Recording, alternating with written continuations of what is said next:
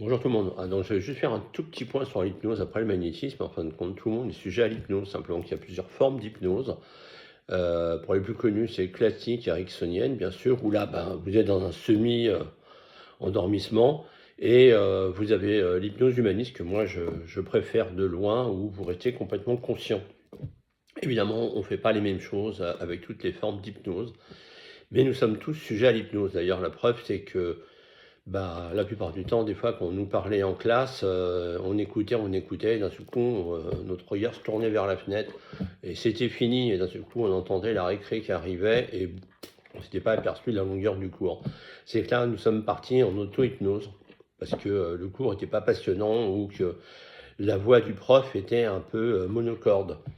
Quand vous conduisez aussi, moi ça m'arrive très souvent, et d'ailleurs je le fais un peu exprès quand j'ai 500 km à me taper, où je me programme, je commence à penser à un truc, et là vous êtes tranquille, vous êtes sur la première file, vous roulez à 110, vous faites pas de, vous faites pas aucune imprudence, alors là vous roulez super bien, vous êtes tranquille, ça se passe bien et surtout vous n'êtes pas fatigué.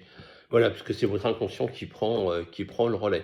Et de toute façon, si l'inconscient ne prenait pas le relais pour vous mettre entre 3 fois et 7 fois par jour en hypnose, il suffit juste des fois de quelques secondes, c'est juste pour vous reposer et vous faire du bien, pour éviter, bah, dans le meilleur des cas, de faire un AVC par exemple, ou bah, au bout d'un moment, vous avez le système nerveux qui commence trop à vous taper, et à cause du boulot, de problèmes familiaux.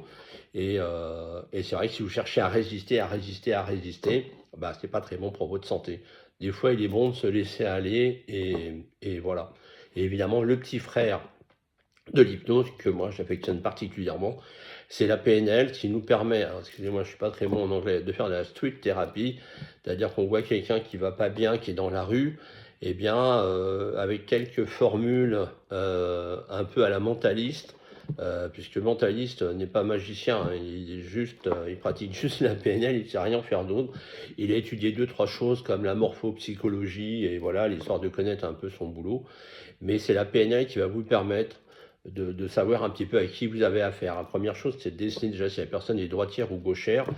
Ah, pareil pour le magnétisme d'ailleurs. Et à partir de ce moment-là, vous pouvez avancer. Mais il m'est arrivé des fois de voir des gens qui marchaient bah, la tête basse, les épaules rentrées et tout et tout. Je dis, oh là, ça va pas bien.